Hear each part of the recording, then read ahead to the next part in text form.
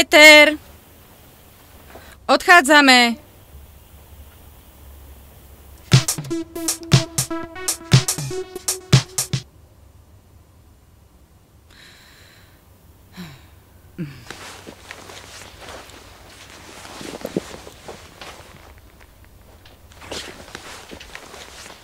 Poď hneď dolu! Už meškáme!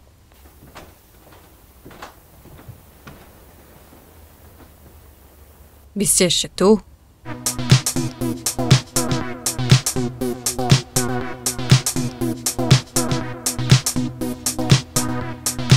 Peter!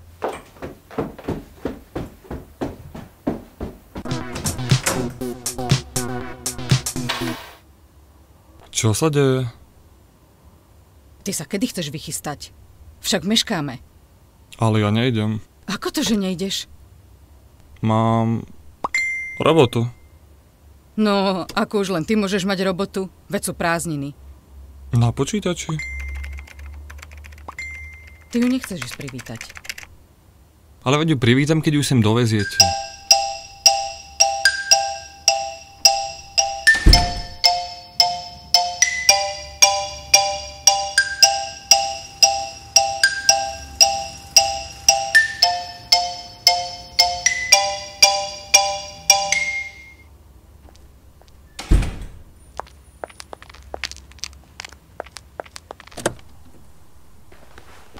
No kde je mladý pán veľkomožný? Ešte nie je hotový?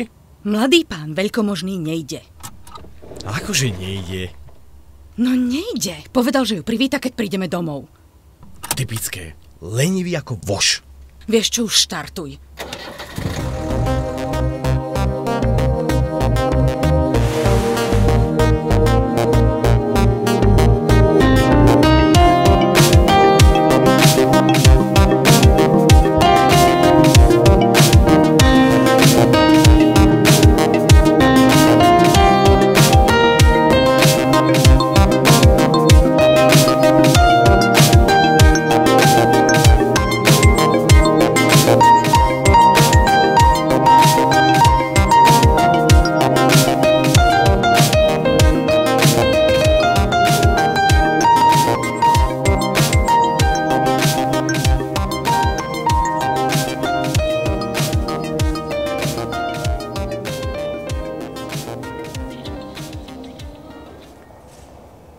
Bude mať hodinu meškanie.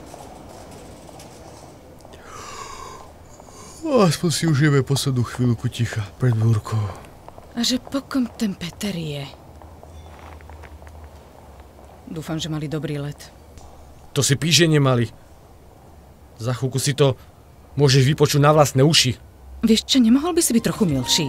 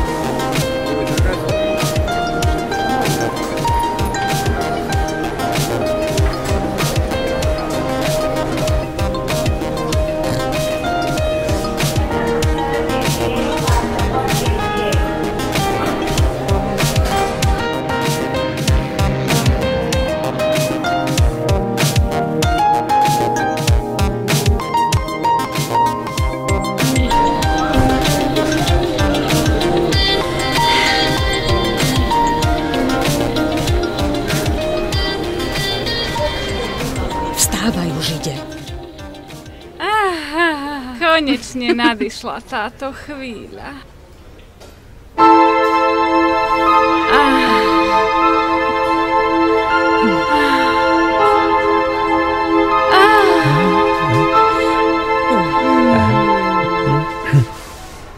Taká som šťastná, že som tu. Írsko bolo vždy mojím snom. A Kde máte deti? Magduška chystá večeru a Peter... Petri pomáha. No áno. Pomáha. Ale to je krásne, aké máte šikovné deti. No, máme. A ako si mala cestu? Na hrozbu. Letuška sa snažila so mnou vybabrať a zobrať mi príručnú batožinu. A myslím si, moja zlatá, o čo tebe ide? V lietadle bolo hrozne dusno. Vy viete, že ja sa s letušky nehádam. Čo je veľa, to je veľa. Ďalšia vec, bol strašný babrák. Tak to nás triaslo na konci letu. Cítite tú írsku, vetristú klímu. No nie je to smiešne. Po 20 rokoch budeme zase bývať spolu.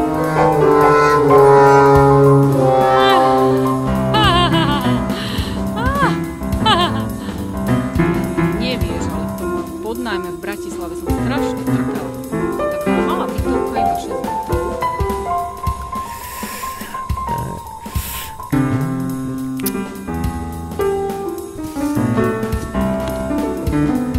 A hneď vedieť nejaký otrasný, smradľavý chlap. Lebo on ma nerešpektoval. Moja pivnica. No a on vždy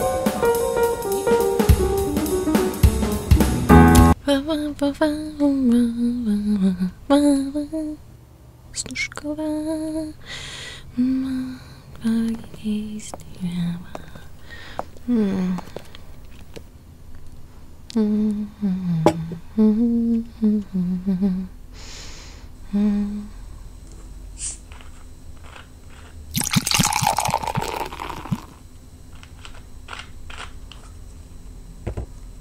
Veď nejedz, za chvíľu bude večera. Čo ťa do toho?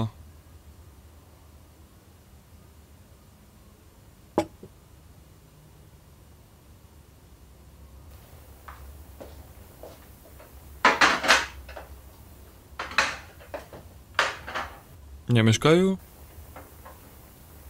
Možno, že je zápcha.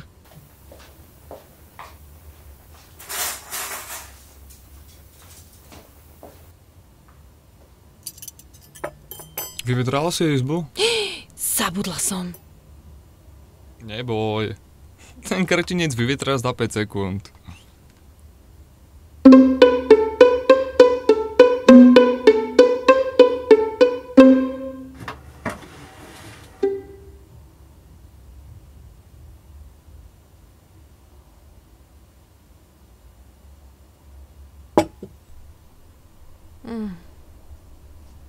Dúfam, že nebude mať kopec batožiny. Inak sa v tej izbe nebude môcť ani pohnúť. Stále môže skákať na posteľ rovno z dverí. Veď úhni nevidíš, že zavadziaš. Nechcem ti to kaziť. Aspoň raz by si mohol v tejto rodine s niečím pomôcť.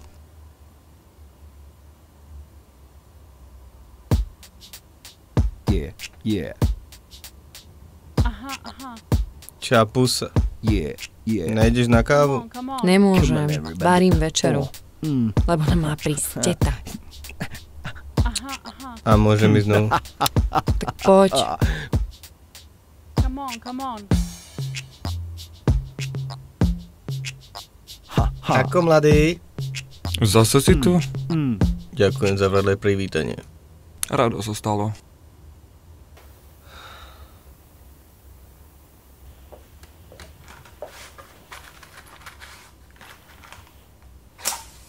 A čo je to za teta?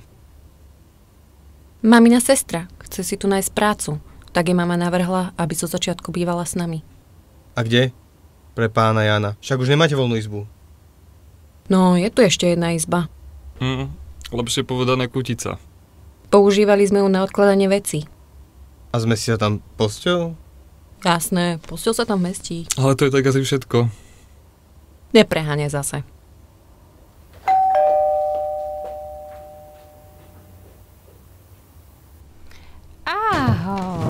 Ahoj.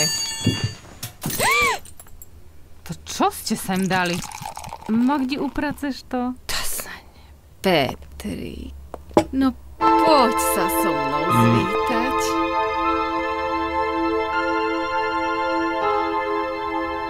Ahoj. Joj, aký si ty hamblivý. Kus chlapa je z teba. Ešte ťa musíme zoznámiť s Magdiným priateľom. To je Michal. Volajte ma Mick. Prosím ťa, netrapoš. Michal, toto je teta Malvína. To je zvláštne meno. Originálne a výnimočné však. A ty máš koľko rokov?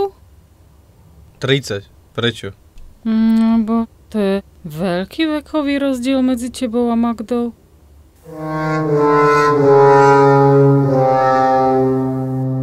Tak ja už pôjdem. Tak asi sa najeme. Ja si ani nesadnem, kým si nepozrie môj nový domov. No, ale len taká bleskovka, lebo nám to vychladne. Prosím ťa, preveď ešte tu po dome, ja to tu doladím. No, aspoň sa ťa môžem kadečo súkromne povypitovať.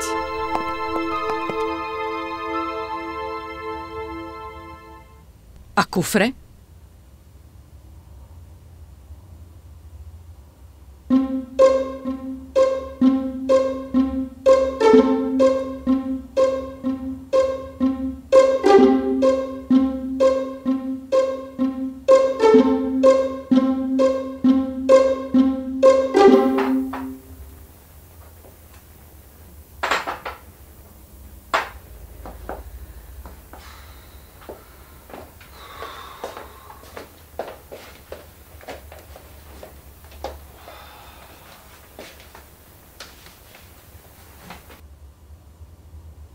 Vidí sa mi, že nejako stíchla.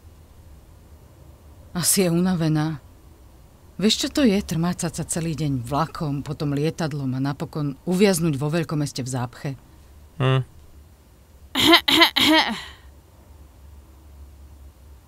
Kým začneme jesť, rada by som vyriešila ešte jeden technický detail. Je jedna vec, ktorú o mne nikto nevie. Chodila som s tým aj k psychologovi. Čo sa v noci pomočuješ? Prestaň už, prosím ťa. Nie. Mám klaustrofóbiu. A to nemohlo vydržať po večeri?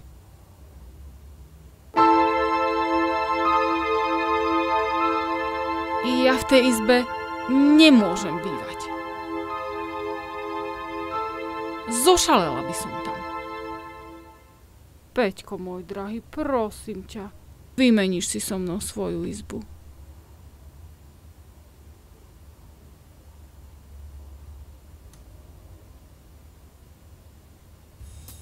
Výborne!